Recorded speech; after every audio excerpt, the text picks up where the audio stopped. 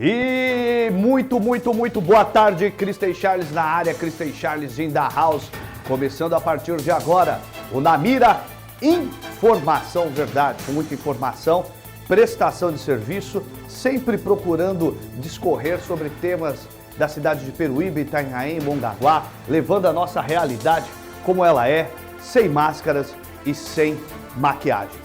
Olha, eu quero dizer para você que está nos assistindo, eu tô até meio invertido aqui, o meu retorno. Deixa eu jogar para isso. Agora vai, isso. Agora eu tô escutando bem. Vamos lá.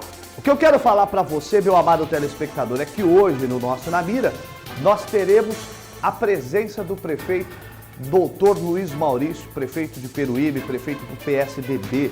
Nós vamos abordar diversas questões, diversos temas pertinentes com ele. Geralmente, nós fazemos este programa ao vivo, mas hoje, muito gentilmente, o prefeito aceitou os termos que eu pedi para ele, justamente por conta de questão de logística de horários. Eu não sei se você que está nos acompanhando sabe, mas nós aqui na TV estamos enfrentando um desafio muito grande. Uma das nossas principais integrantes, fundadora Escila Bezerra, está enfrentando um câncer em estado de metástase muito severo, e isso tem feito a gente se desdobrar para conseguir entregar para o telespectador um programa, entregar informação, a prestação de serviço e cuidar dos nossos neste momento tão importante. Peço que coloque na tela aqui o nosso prefeito de Peruíbe, Dr. Luiz Maurício, prefeito reeleito pelo PSDB. Aí o prefeito, primeiramente, eu quero agradecer gigantescamente a sua presteza em nos atender. Você que foi aluno de inglês da Escila Bezerra, né, sabe o momento que nós estamos passando aqui. E mais uma vez a BSTV agradece a sua sempre presteza em nos atender aqui. Obrigado, viu? Eu que agradeço, Cris, essa oportunidade mais uma vez. A gente sabe o quanto é importante, né, a utilização dessa ferramenta, desse canal, para que a gente possa estabelecer cada vez um diálogo mais próximo com a população e também prestar solidariedade nesse momento difícil que a Escila passa. Gosto muito dela, né, foi minha professora na minha infância, na minha juventude de inglês, e eu sempre tive muito carinho por ela, né, torcendo aqui para que ela consiga se recuperar e que dê tudo certo. Prefeito, o carinho, não preciso nem te dizer que você sabe que é recíproco, né? Ela é uma puxa-saco de primeira de você, viu? Então, ainda bem que ela não está aqui para encher o saco hoje, né? Prefeito, vamos começar o nosso programa falando sobre vários temas, vários assuntos importantes para a nossa cidade de Peruíbe. Mais uma vez, informo aos telespectadores que estão acostumados a ver a gente ao vivo, abrindo espaço para as perguntas, que hoje é gravado justamente por conta de um pedido pessoal meu. Não foi por pedido do prefeito, não, mas numa outra situação nós vamos fazer ao vivo, né? Como eu já disse, nós estamos enfrentando uma questão de saúde e um dos nossos principais integrantes. Prefeito, você, o senhor esta semana usou, eu falo senhor porque minha mãe me ensinou a tratar a autoridade com pelo menos um mínimo de respeito Nem possível, precisa, né, disso. disso. Senão minha mãe me dá uma sapatada de longe, lá da casa dela, voa o sapato.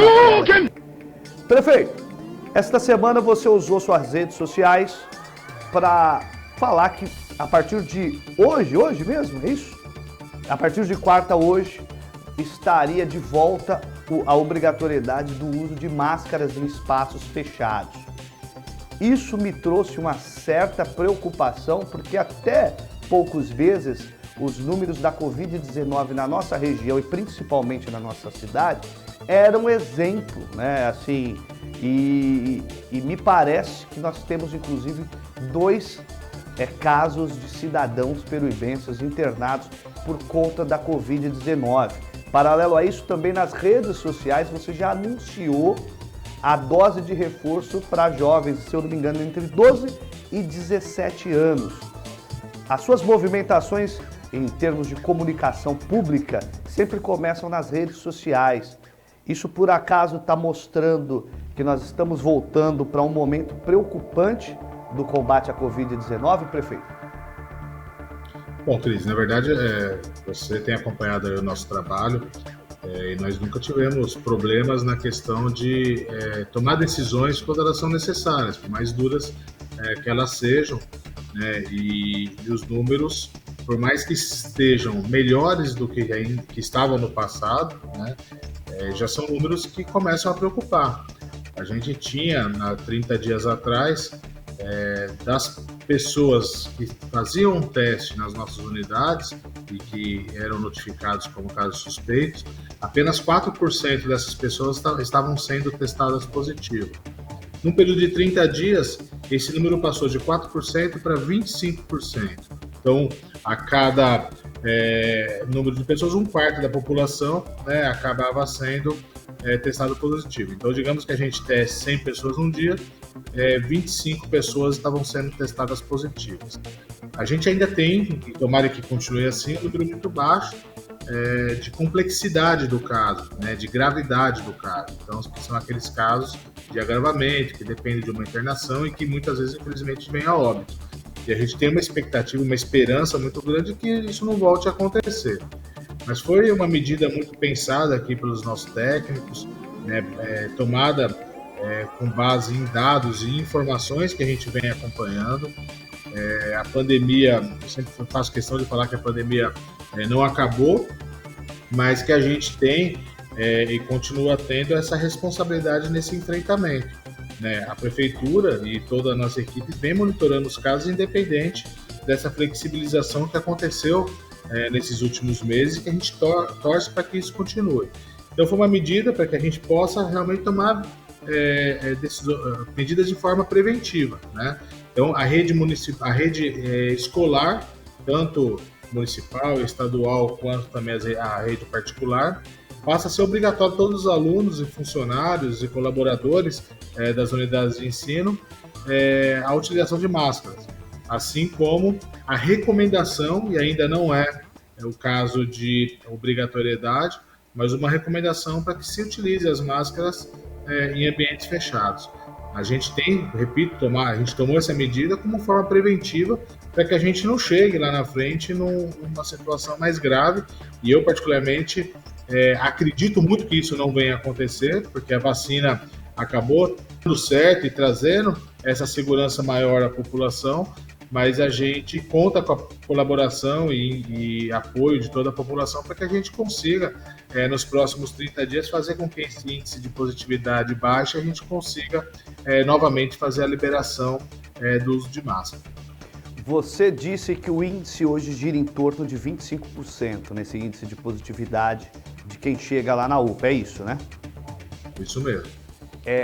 A partir de que percentual isso se torna preocupante, prefeito? A partir de que percentual você começa a avaliar situações mais restritivas, se necessários, tipo obrigatoriedade da máscara total, enfim? Na verdade, existe um percentual Cris, que o corpo técnico já passou para o senhor? Não, na verdade, a gente vem acompanhando, o que chamou a atenção foi justamente essa curva muito rápida de positivados, né, do grau de positivados daqueles que são testados. Num curto espaço de tempo, houve uma curva ascendente muito rápida, né? Então, a gente toma essa medida, como eu repito aqui, de uma forma preventiva. Para que a gente possa falar em restrições mais drásticas, eu acho que ainda é prematuro, né? Eu particularmente tenho uma expectativa, uma esperança muito grande que isso não aconteça, e no caso de medidas mais drásticas, eu vejo que seriam tomadas apenas no caso de ocupações de leitos, né? De um aumento de ocupação de leitos em razão do Covid, e que isso ainda não aconteceu.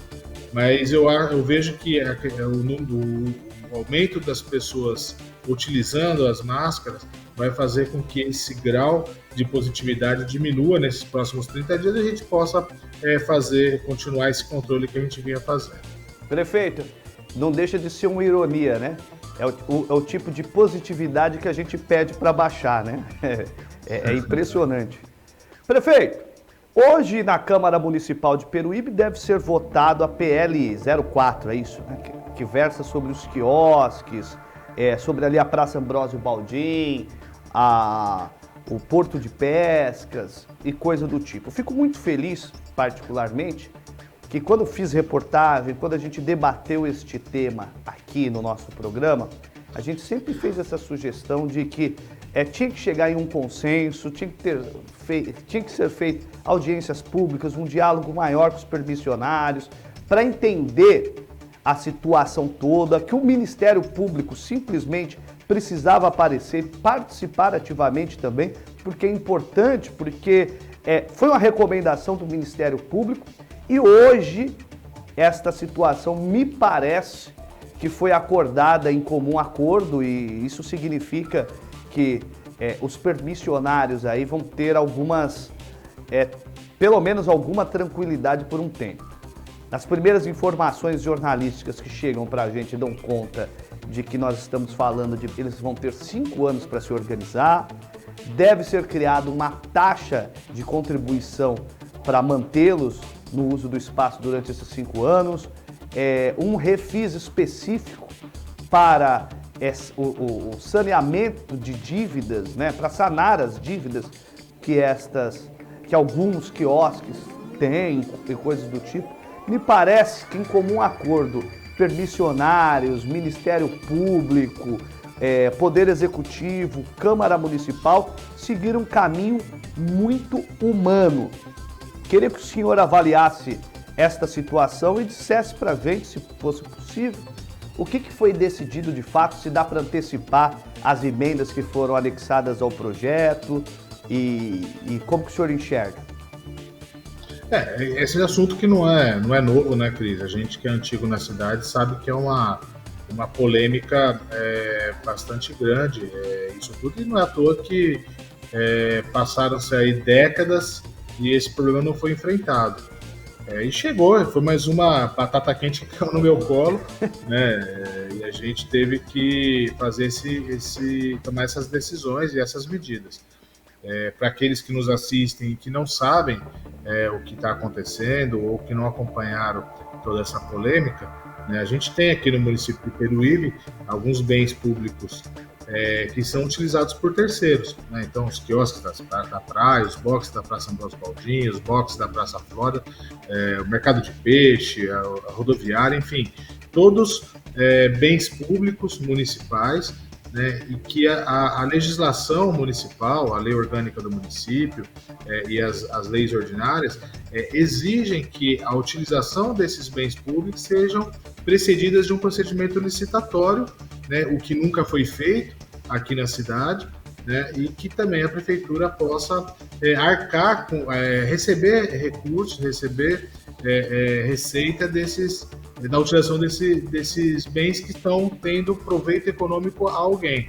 Então, em resumo, seria isso. Os permissionários pagam ali a sua licença, pagam ali a sua taxa de funcionamento, mas não tem o pagamento da utilização desse bem público que o município cedeu há décadas atrás a cada um dos cada um dos permissionários, e também havendo um comércio entre esses bens públicos. Então a gente sabe, e não pode fechar os olhos para isso, que quiosques são vendidos, boxes são vendidos, né? Então, inclusive o teor, prefeito, o teor de uma das denúncias do Ministério Público é baseado justamente nisso, né?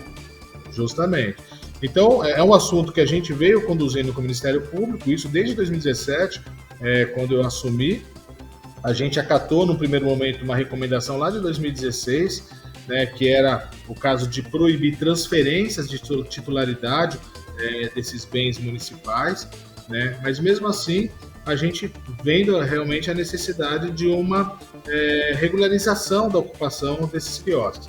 Em 2018 veio o convênio das praias, que é o que a gente chama, né? Então, o convênio de gestão das praias, as prefeituras, os municípios assumindo a gestão da orla da praia junto à SPU, e nesse convênio também obrigando os municípios a fazer licitação onde tiver exploração econômica. Então, todo esse contexto levou com que a gente encaminhasse o projeto de lei para a Câmara, para que a gente regulamentasse a forma de licitação para a gente fazer a licitação.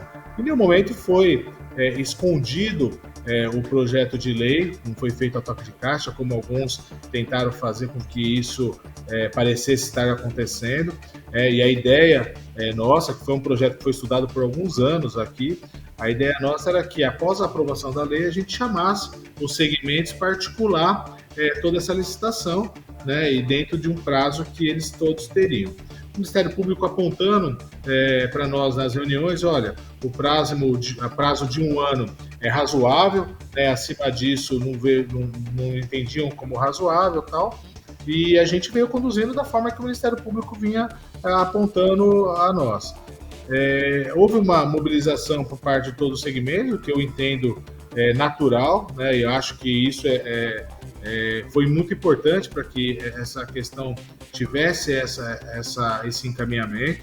Houve a sensibilização por parte do Ministério Público, por parte da Câmara Municipal e também aqui do Executivo, para que a gente pudesse ampliar esse diálogo e fazer com que os anseios fossem atendidos, né?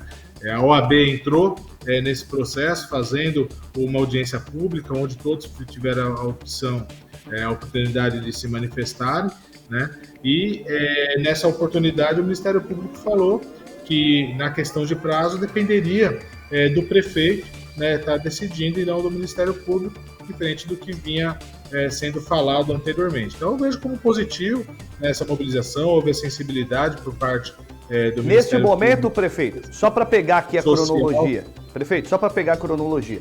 Neste momento que o Ministério Público pegou e falou, olha, a decisão do prazo pode ser feita pelo prefeito, foi daí que o senhor jogou 5 anos, o senhor falou, vamos 5 anos.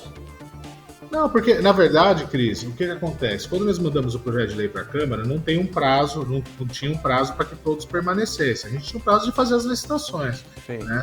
Na condução das conversas, a promotoria me passou que o prazo de 1 ano era um prazo razoável, acima disso não seria razoável. Então, eu conduzi toda a negociação dessa forma, né, para que a gente pudesse fazer justamente dentro daquilo que o Ministério Público entendesse que era possível, né, e a gente aqui também pudesse entender como viável. A partir do momento que fala que depende do prefeito, eu sou morador da cidade e eu vejo como extremamente importante ter os permissionários com seus direitos atendidos também, né, com as suas demandas atendidas também. Não é um papel fácil para o prefeito, para os vereadores, está assumindo esse ônus, né, de fazer esse enfrentamento. Né, então a gente considerou como razoável, e eu não tenho problema com relação a isso, né, de conceder uma licença especial por esse prazo de 5 anos para quem estiver ocupando, já estivesse ocupando cada um dos bens públicos na data do encaminhamento da lei para a Câmara. Mas deixando claro, Cristi, que isso não ensejará também o não pagamento por parte da utilização desses bens. Então, a partir do dia 1º de janeiro de 2023, a Prefeitura estará formalizando aí um preço público para que as pessoas que estejam nessas unidades, elas passam a pagar, a dar uma receita para o município, inclusive, poder fazer um investimento nessas regiões. Nós temos hoje na Praça Flórida, por exemplo, 3 boxes que foram devolvidos, né, que estão fechados, que são boxes que vão passar por esse procedimento licitatório ainda esse ano. Né? Porque estão... já vão passar pelo novo modelo, prefeito, esses 3 boxes? Já vão passar pelo novo modelo. Tá. A partir do momento da desocupação de cada uma das unidades, a gente já vai colocando esse novo modelo em cada um deles. Perfeito. Prefeito, eu vou chamar um intervalinho rapidamente, 2 minutinhos de intervalo aqui, eu volto com o senhor para a gente dar prosseguimento a essa entrevista aqui. Você sabia que existe um jeito diferente de cuidar do seu dinheiro? Muito prazer, somos o Sicredi. Somos a primeira instituição financeira cooperativa do Brasil, com mais de 117 anos de crescimento. E toda essa força é resultado da soma de cada um de nós.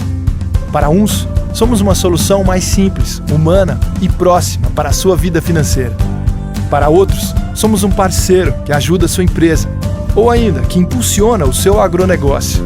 Para fazer você crescer, oferecemos um relacionamento próximo, taxas mais justas e uma relação de total transparência.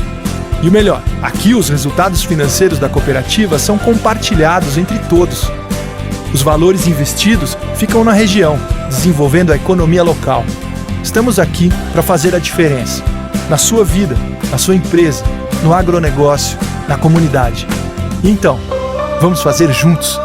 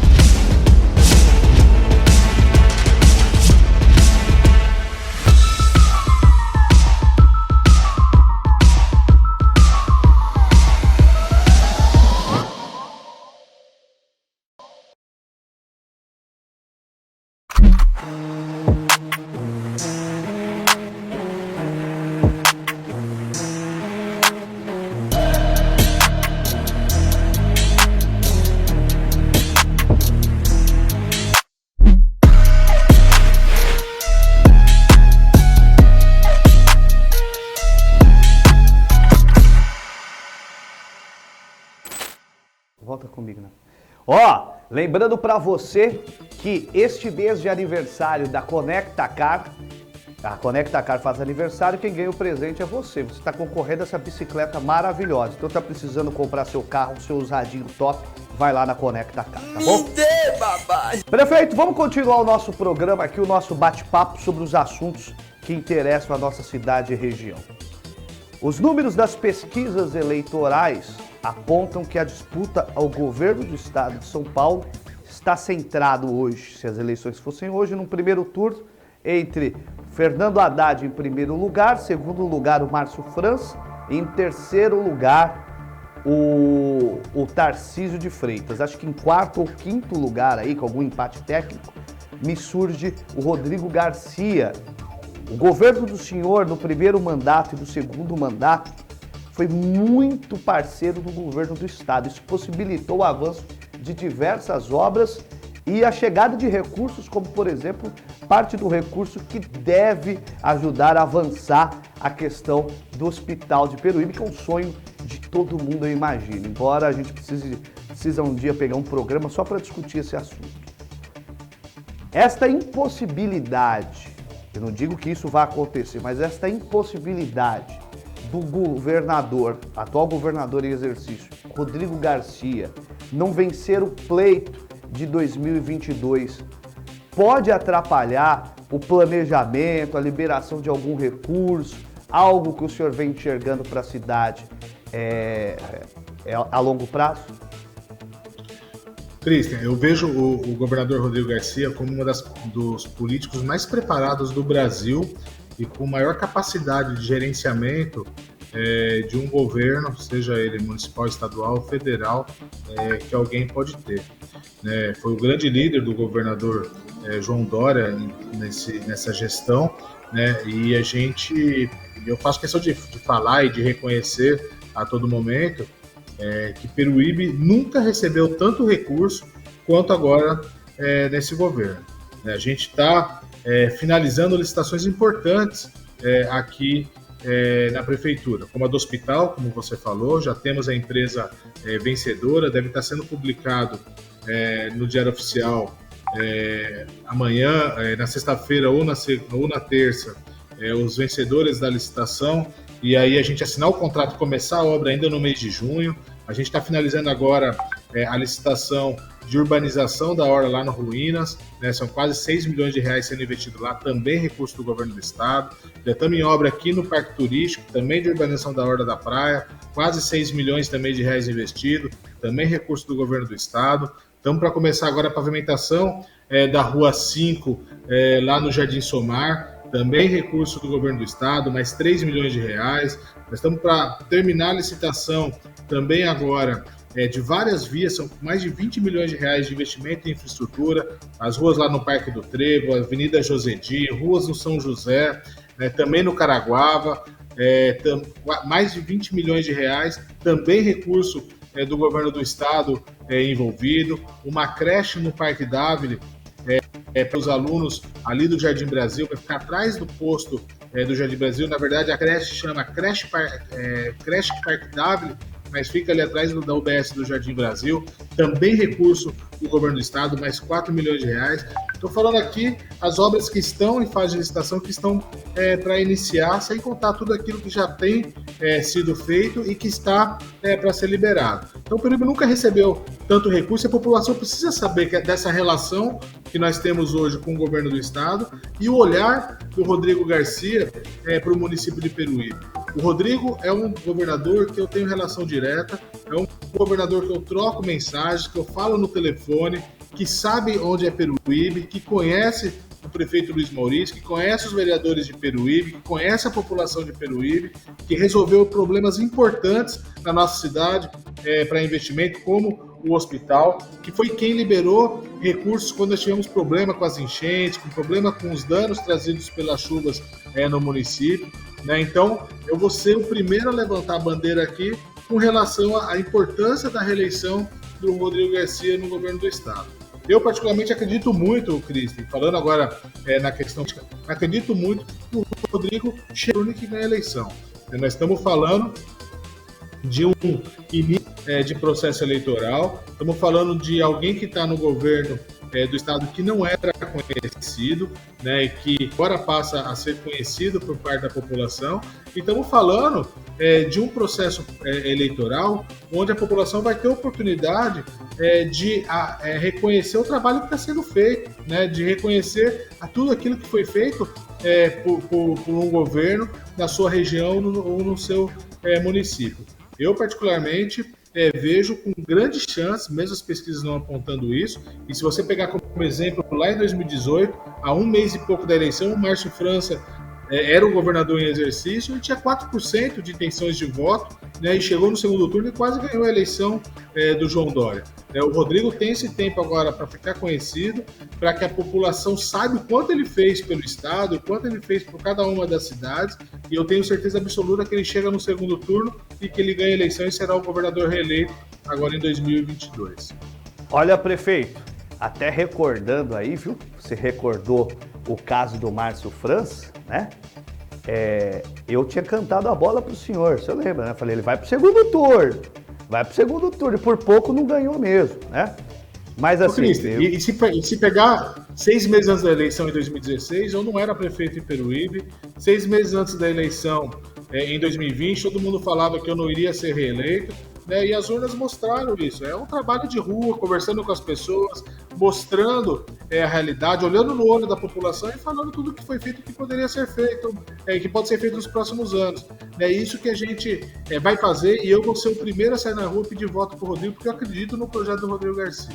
Ô prefeito, mas objetivamente falando, essas conquistas, essas verbas que já foram liberadas, está tudo ok, independente de reeleição do Rodrigo Garcia. Ou tem alguma coisa que, de certa forma, é alienada a uma possível reeleição do Rodrigo Garcia? Não, esses são recursos que já estão liberados, que já estão com os convênios assinados.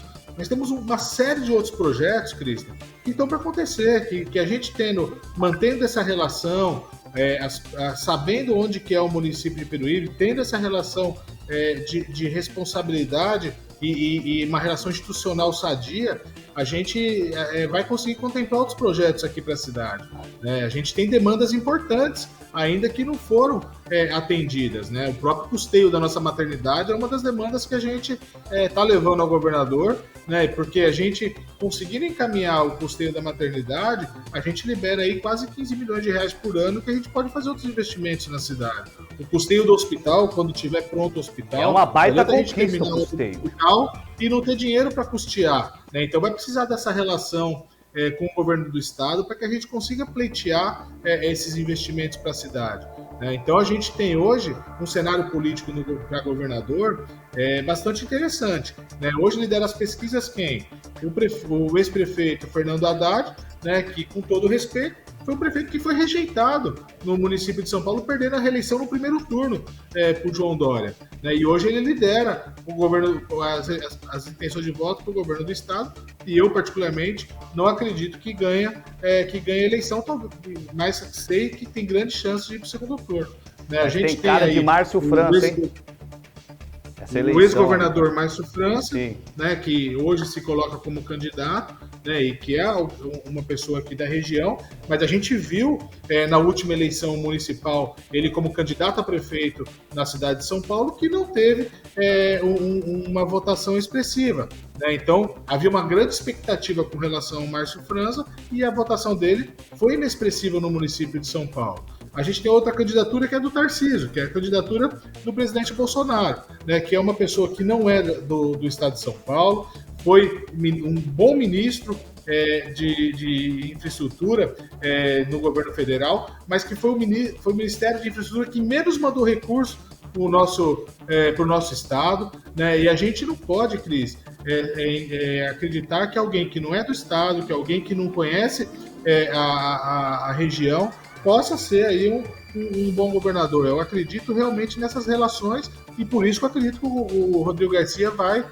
conseguir fazer com que lá no processo eleitoral ele chegue à frente nas urnas. Eu brinquei outro dia aqui, imagine um paulista nunca tendo residido no Rio de Janeiro, querer ser governador do Rio de Janeiro. O que os carioca fariam com ele lá? Então, a gente vai no processo eleitoral mostrar realmente que quem conhece o Estado, que quem tem compromisso com os paulistas é o Rodrigo Garcia, ele vai chegar à vitória lá na eleição. Perfeito, prefeito. Prefeito, eu quero colocar um videozinho que eu mesmo fiz, porque a gente, muitas vezes, quando precisa criticar o poder público, a gente critica.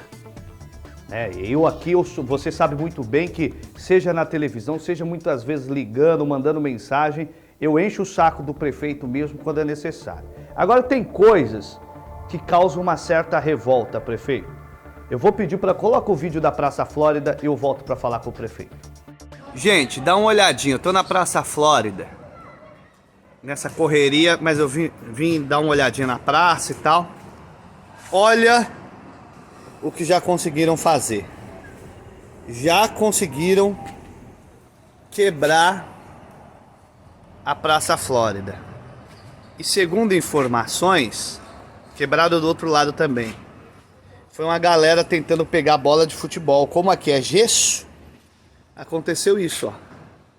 Já quebraram a Praça Flórida, deixando exposto o cano.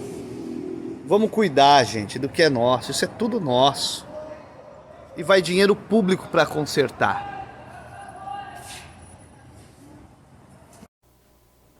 Tá aí, prefeito. Pela informação que nós pegamos lá, a molecada, uma galera lá, não sei se é molecada, hoje em dia você vê uns meninos que são uns cavalos, aí você acha que é molecada, é tudo maior de idade, foi pegar uma bola, foi tentar se pendurar aí e acabou quebrando a Praça Flórida. É lamentável. E aí, eu sei que nós temos câmeras de segurança. Quando acontece esse tipo de depredação ao patrimônio público, igual é lá na Praça Flórida, a gente consegue, prefeito, resgatar imagens de quem poderia ser o autor disso e como a prefeitura responsabiliza o autor disso? E se for menor, como que é responsabilizado? Porque a gente precisa contar para os pais dessa molecada que se a molecada for para a rua para destruir patrimônio público, quem paga são os pais, né? A gente tem aí o sistema de monitoramento funcionando na cidade, é possível sim resgatar essas imagens. Muitas vezes a gente não consegue identificar as pessoas que foram as causadoras desse dano, né, por não conhecer a pessoa, por ser alguém que não volte nessa região, mas outras oportunidades a gente consegue assim, identificar e tomar medidas no sentido de encaminhar para a delegacia de polícia por dano ao patrimônio, encaminhar para o Ministério Público, encaminhar para o Conselho Tutelar quando tem alguma questão que envolve menores. Então a gente tem tomado aí medidas nesse sentido. Infelizmente é um problema, uma questão cultural, né, Cris, que não só o nosso município passa, mas vários outros do nosso país. E aqui na cidade a gente tem alguns exemplos desse tipo de situação.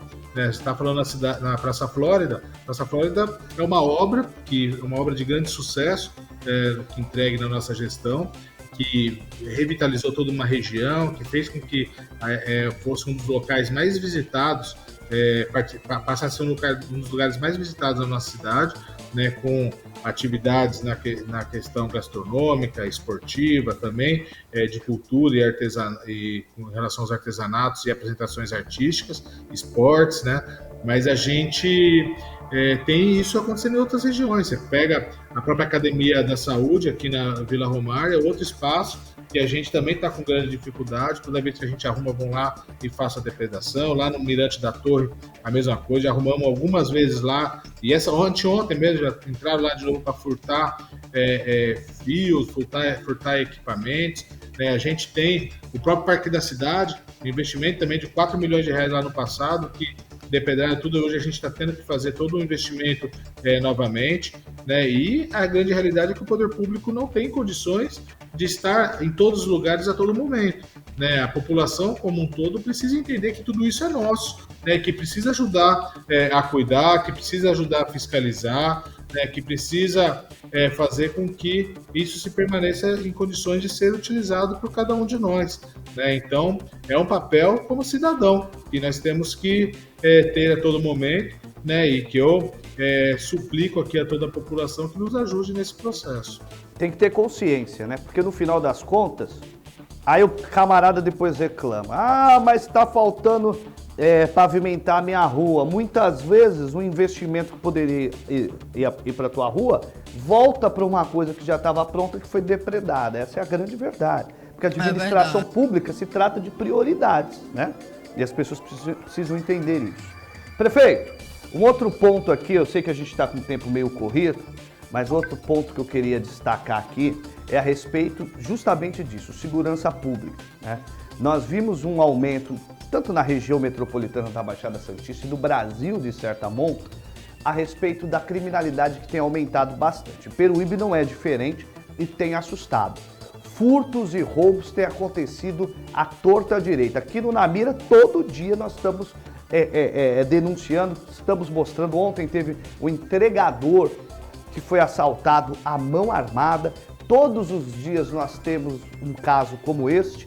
Um furto de fios. Aí, prefeito, foi o que aconteceu lá no Cantinho da Gula, que colocaram a arma na cabeça do rapaz e roubaram a moto dele. Inclusive o Cantinho da Gula é pertinho da prefeitura e pertinho da delegacia, já mostrando a ousadia da bandidagem destes vagabundos. Paralelamente, o roubo de furtos de fios, de portinholas, de hidrantes de água tem aumentado sistematicamente, ou seja, pequenos e médios crimes têm aumentado na cidade. Recentemente vi nas redes sociais do senhor que um fato que a gente sempre brigou aqui no programa, sempre cobrou, é que quando furtam fios, tem quem compre. Então a gente tem que fiscalizar ferro velhos e coisa do tipo, né? Porque alguém está comprando isso. Essa ação, prefeito, foi pontual, vai continuar. Como que o senhor pretende nos próximos... Vi que o senhor fez reunião também com o Ministério Público, com as forças de segurança, chamou todo mundo para a conversa. O que saiu dessa conversa? Quais são as ações que vão ser usadas para, pelo menos, melhorar a sensação de segurança pública, prefeito? Cristian, a gente tem... É um problema complexo que a região vive, o país vive na questão da segurança, e não adianta a gente achar que vai resolver os problemas sozinhos, que não vai, né? Cada um desses poderes que você citou, dessas forças que você citou, tem as suas atribuições, as suas competências, e tem as suas dificuldades também, dificuldades estruturais, dificuldades orçamentárias, né? E, na verdade, o nosso papel aqui é de fazer com que todos possam agir de uma maneira em conjunto, né? Então, a gente tem visto aí uma sensação de insegurança aumentando no nosso município, e cabe ao prefeito chamar todo mundo para esse diálogo e fazer com que a gente consiga, de uma maneira estratégica, sistemática, tomar medidas e fazer algumas ações. Por parte do município, a gente tem feito investimentos desde lá de 2017, né, e eu posso citar aqui alguns, não só investimentos estruturais, como o Estatuto da Guarda Municipal, o próprio plano de carreira da Guarda, né, que não existia lá em 2017, e a ideia é fortalecer e fazer o concurso esse ano para contratar mais GCMs, mas também investimentos financeiros, né? como a questão de aquisição de viaturas, como a questão de formação dos nossos GCMs, como a base da GCM lá no Guaraú, que não existia, como o sistema de monitoramento, que a gente tinha cerca de 180 câmeras e hoje tem cerca de 850, a gente não tinha câmeras nas vias públicas, hoje a gente tem, a gente não tinha o cerco eletrônico na cidade, com as entradas e saídas da cidade com as câmeras OCR, e hoje a gente tem, Então, a gente tem feito alguns investimentos, mas a gente sabe, a gente reconhece que se não agir em conjunto, a gente vai ter, sim, essas dificuldades aumentadas. Então, por isso que eu fiz questão aqui de convocar, de chamar, de convidar todos esses poderes para que a gente pudesse estar dialogando e tomando algumas medidas em conjunto. A Prefeitura, disponibilizando todo esse sistema e toda essa estrutura municipal, isso já vinha acontecendo e também tomando medidas como força-tarefa, para que a gente possa combater a criminalidade junto com a Polícia Civil, Polícia Militar, o próprio Ministério Público, mas principalmente a gente dividir aí as dificuldades para que a gente possa fazer gestão em conjunto. Eu tenho excelente relação, por exemplo, com o governo do Estado, e que eu posso estar levando ao governador as reivindicações com relação à Polícia Militar, mais viaturas, mais policiamento, mas essa gestão tem que fazer em conjunto. Da mesma forma, com relação à Polícia Civil, trazer o Ministério Público para esse diálogo aqui na Prefeitura foi algo realmente diferente e que eu vejo que a gente vai fazer com que isso ganhe proporções maiores lá na frente. E eu falei outro dia no evento da Câmara com relação à segurança, foi um evento promovido pelo Ministério Público, pela Corregedoria do Ministério Público, que essas ações seriam importantes para que a gente pudesse lá na frente ter um plano municipal de segurança pública criado por todos esses atores, O Ministério Público tem uma visão de todo esse processo e tem as suas dificuldades, Por exemplo, no controle do cumprimento dos alvarás de prisão junto com a Polícia Civil. Então, o que a Prefeitura, o que o município pode ajudar nisso? Talvez disponibilizando um cadastro de atendimento nas redes de saúde do município, talvez o cadastro imobiliário para identificar onde é o paradeiro dessas pessoas procuradas. Isso vai, com certeza, estar agindo no combate à criminalidade. Investimentos pontuais, organização de força-tarefa, disponibilização de estrutura diferente, mas todo mundo aqui pensando na cidade como uma ação necessária de ter uma cidade mais segura. Então foi esse o papel que eu tentei mostrar que todos fazem parte, e trazendo todo mundo essa responsabilidade de que todos precisam agir de uma maneira uniforme, de uma maneira organizada, para que a gente possa ter uma cidade sim mais segura. Prefeito, o que me causa preocupação até nesta questão aí é que, por exemplo, o senhor fez essa articulação, o senhor fez essa reunião, o senhor sentou com esses atores, a saída logo da reunião, logo um dia depois disso, nós já tivemos resultados práticos do que concerne a segurança pública. Por exemplo, nós tivemos prisões de ladrões de hidrômetros e fios elétricos, enfim, de coisa do tipo. Nós tivemos a fiscalização tão importante nos ferro-velhos e coisa do tipo, só que a gente entende que o senhor, como prefeito, tem diversas outras atribuições. Ou seja, o senhor não pode estar todos os dias articulando todas essas questões. O senhor acha que essas ações que nós tivemos essa semana, que já melhorou um pouco a sensação e a dureza do dia a dia do cidadão peruibense, ela tem condições de continuar ou foi algo pontual, que foi agora e mais para frente que vai fazer? Porque a gente precisa dessa constância de ações para mostrar para o crime organizado que aqui na cidade vagabundo não vai se criar. Na verdade, é justamente o plano integrado que eu citei agora, Não adianta a gente fazer uma ação isolada e esquecer que esse processo precisa ter continuidade. A bandidagem precisa entender que o município de Peruíbe está monitorado, o município de Peruíbe tem ações integradas, que conversa com a Polícia Militar e com a Polícia Civil, que o Ministério Público está atuando junto, que a segurança é pauta de política de governo. É isso que a gente tem tentado mostrar a todo momento, mas eu vejo de verdade que há boa vontade de todos os setores, de todas as forças aí nesse sentido. Então, eu de verdade eu não vejo como uma ação isolada, não. Eu acho que as coisas vão continuar acontecendo, né? Dentro desse trabalho, junto com o Ministério Público, foi combinado de que mensalmente teremos reuniões de levantamento de informações, de definição de estratégias, né? E a gente sabe que tem questões pontuais que a gente precisa estar atuando, né? Dentro de junto com inteligência, junto com planejamento, de uma forma bastante integrada, né? Mas sentando na mesa, dialogando de uma maneira franca, olhando no olho das pessoas, né? Podendo dividir aí as dificuldades que cada um dos setores possui, que a Prefeitura de Peruíbe não é diferente com relação a isso, mas a ideia é que a gente possa avançar e ter uma cidade mais segura. Eu fui a semana passada até Praia Grande para conhecer o sistema de segurança lá na cidade de Praia Grande, que é uma referência no Brasil, né, de investimentos com relação a isso. Então, é dessa forma que a gente tem atuado e com esse olhar que a gente tem feito esse diálogo com todos os setores da sociedade. Prefeito, eu vou entrar num tema aqui que talvez o senhor não tenha dados nas mãos aí, mas de toda forma a gente entra e depois o senhor, como sempre faz, dá resposta pra gente, a gente vai dando encaminhamento. Há alguns dias eu estive numa problemática lá no Manacá dos Itatins. Algumas casas estão sendo demolidas lá, prefeito. O que muito causou estranheza para mim e para alguns moradores é a forma que elas foram demolidas, né?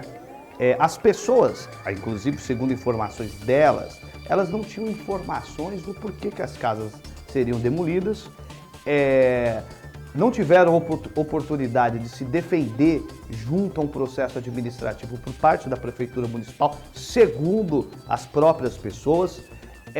A forma que as casas foram demolidas lá foi assim, meio que o arrepio de todo um processo. A gente teve uma mulher que acabou que a casa dela não foi demolida depois que a gente esteve presente lá, e que ela recebeu a notificação 24 horas antes. Olha, a senhora tem 24 horas para sair porque vai ser demolida. Este caso aí que nós estamos mostrando, prefeito, é o caso do Paulo. O Paulo, ele teve a casa, ele estava construindo a casa, ele paga o IPTU do espaço, ele tinha lá os comprovantes do IPTU, tudo direitinho. Tinha um embargo, sim, de obra em que ele estava se defendendo e de repente ele chega com a casa demolida. O senhor tem alguma informação por agora, se não tiver, depois o senhor puder passar para a gente, sobre o que está acontecendo de fato aí no Manacá dos Itatins, para que a gente possa entender, explicar para as pessoas, porque uma das coisas que as pessoas reclamam, inclusive quando nós conversamos com o promotor nesta reportagem, é que também falta informação. Ninguém tem uma informação do que está acontecendo ali, prefeito. Bom, Cris, as informações são públicas, né? Na verdade, qualquer interessado pode procurar essas informações e um processo que chegue a uma necessidade de demolição dessa forma, não é um processo que nasce de um dia para o outro e que não tem um trâmite burocrático, uma formalidade que é necessária para que essas providências sejam tomadas, né? Não foi demolida nenhuma casa pronta, nenhuma casa habitada, né? E isso é importante que todos saibam também. E também não foi demolido nenhuma construção onde não tivesse um processo com o respeito à ampla defesa, ao devido processo legal, que é o que é exigente em todo o processo, seja judicial, mas então, prefeito, ou administrativo. A acusação então, dessas duas pessoas é justamente isso.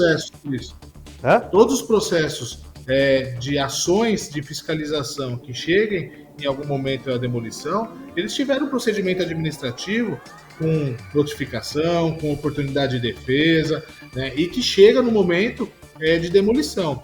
Né? Na região, você mesmo citou na sua pergunta que a pessoa estava construindo, que a obra foi embargada e que ele continuou a obra. É o caso realmente, né, de tomar uma medida no exercício do poder de polícia. Não, prefeito. Tem que fazer. Só corrigindo para você entender. A prefeitura tem um grupo de trabalho que ele é denominado como GROT aqui na cidade, aqui na prefeitura, que envolve vários departamentos da estrutura administrativa do município e que faz essas ações com o Ministério Público fiscalizando a prefeitura, né? Então, todas as ações nesse sentido são comunicadas ao Ministério Público. Por coincidência, nesse caso do Manacá dos Itatins, foi numa sexta-feira.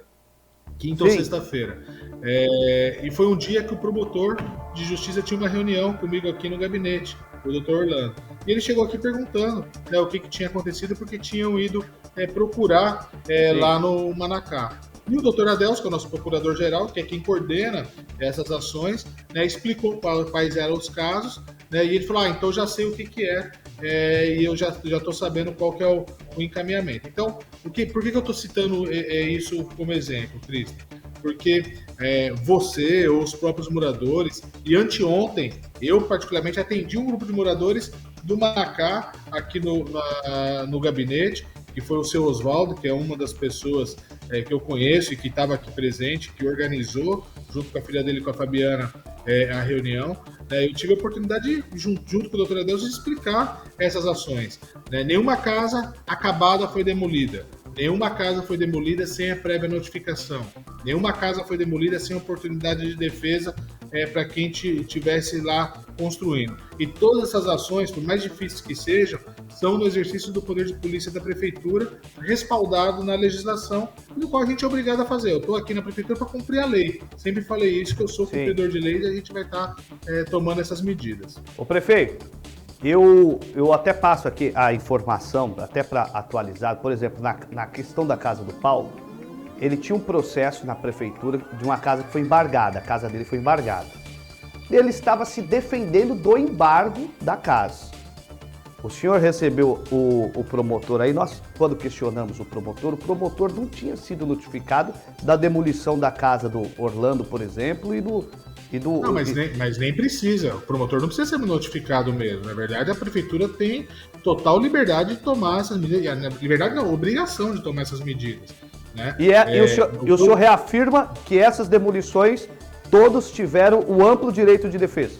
Todos, e todas essas ações, Cristian, estão disponibilizadas tanto a você, como jornalista, como repórter, quanto a população. É só procurar a PGM aqui, o doutor Adelso, que é o nosso procurador-geral, e ele vai estar explicando caso a caso daquelas pessoas que tenham se sentido lesadas.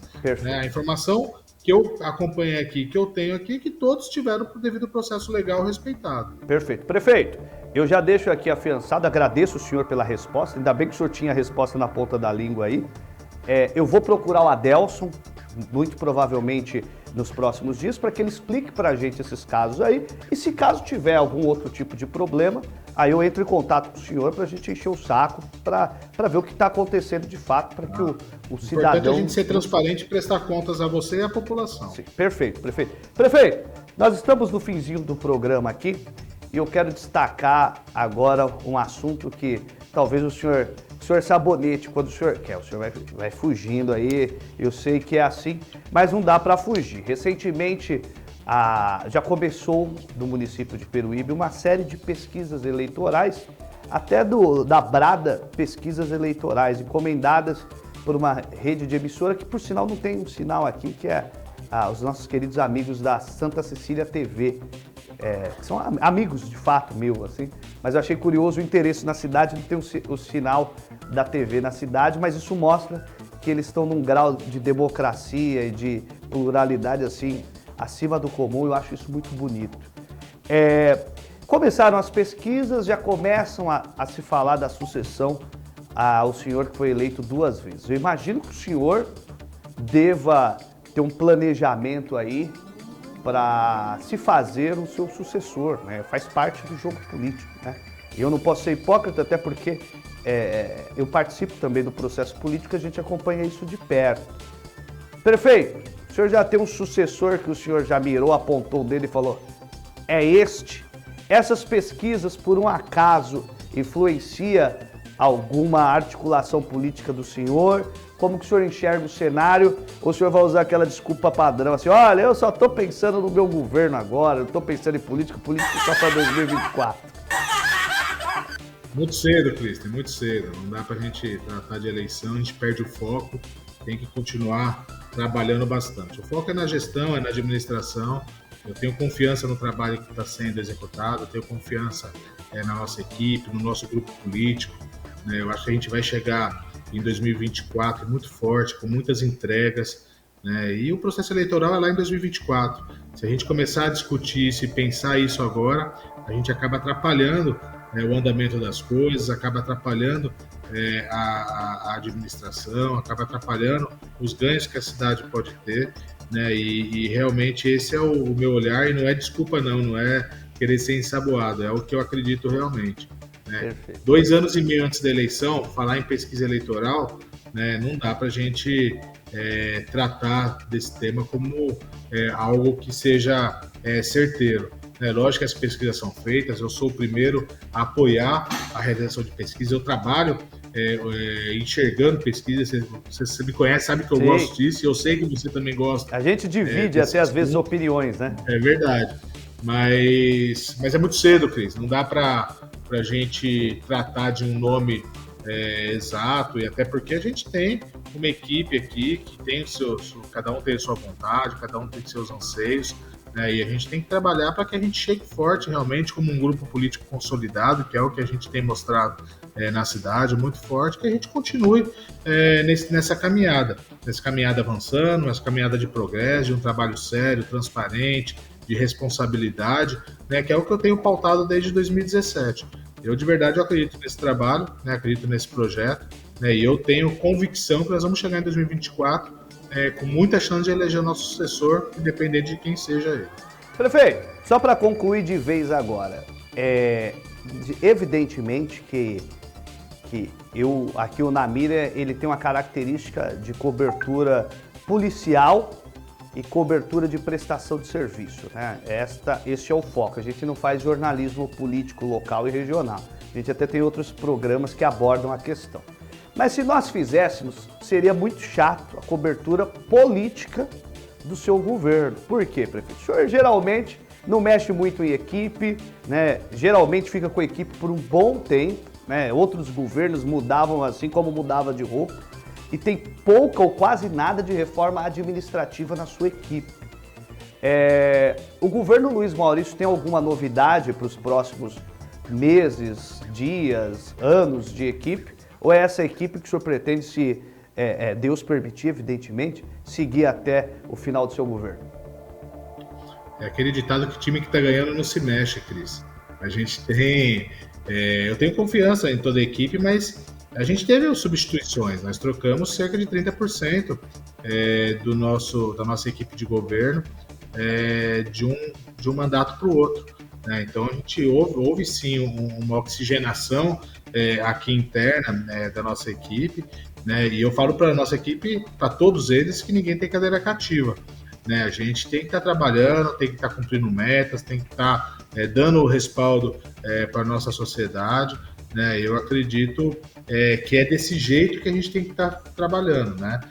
Exigindo que aquela pessoa que está nomeada naquela função, né, ela esteja cumprindo as metas do plano de governo, cumprindo as metas estabelecidas aqui pelo gabinete. Isso tem acontecido, né? Talvez por isso que a gente consiga estar trabalhando já com os nomes já identificados. E também, Cris, é lógico que a Peruíbe nunca tinha tido uma reeleição, né? Então, não é comum aqui na cidade a gente ver a continuidade das mesmas pessoas, né, naqueles determinados setores. Foi a primeira vez que isso acontece, então pode estar dando essa sensação para você e para alguns, mas é uma questão realmente de que o trabalho tem dado certo, que a gente tem tido grandes avanços em todas as áreas. Prefeito, quero agradecê-lo pela entrevista, muito obrigado mesmo, viu? Espero uma próxima vez ao vivo para a gente conversar com os nossos telespectadores. Bora lá. Gosto. Deixe suas considerações finais, prefeito. Agradecer mais uma vez, Cris, a oportunidade. Você sabe que sempre que você nos chama, eu sempre faço questão de estar encaixando na agenda aqui, a gente conseguir bater esse papo, ter essa oportunidade de diálogo. Hoje foi de última hora, mas coincidiu de eu ter um intervalinho aqui na minha agenda e a gente poder falar um pouquinho de alguns temas importantes. As pessoas que nos assistem, o seu programa é muito assistido aqui na cidade, né? Essas pessoas podem ter a oportunidade de saber desses temas que nós falamos aqui, de saber o posicionamento político e do que eu acredito na questão do governo do estado, na reeleição do Rodrigo Garcia, né? Mas agradecer a você, a TV, né, por todo esse espaço que você tem dado, né? Mesmo nos momentos difíceis, e naqueles assuntos mais críticos e mais polêmicos, você está abrindo e dando espaço para que a gente possa vir aqui explicar para a população qual a visão que a gente tem e estabelecer esse diálogo mais próximo, é extremamente importante para que a gente possa realmente estar exercendo essa obrigação que o agente político tem, que é de prestar contas, que é de ser transparente na sua administração. Então eu que agradeço aí a oportunidade, pode contar sempre comigo. Muito obrigado, prefeito, um grande abraço. Tá aí, prefeito Luiz Maurício, em mais uma edição aqui do nosso Na Mira Informação Verdade. Quero agradecer a audiência de todos. Muito obrigado, que Deus abençoe você, que Deus abençoe a sua família. Até amanhã, se Deus quiser. O trabalho nosso é jornalístico. A gente quer, de fato, conversar com todos os atores que fazem a nossa cidade, a nossa região e quer, se Deus quiser, que tenhamos uma região mais forte, enfim, e melhor para todos nós. Um beijo do coração, até mais.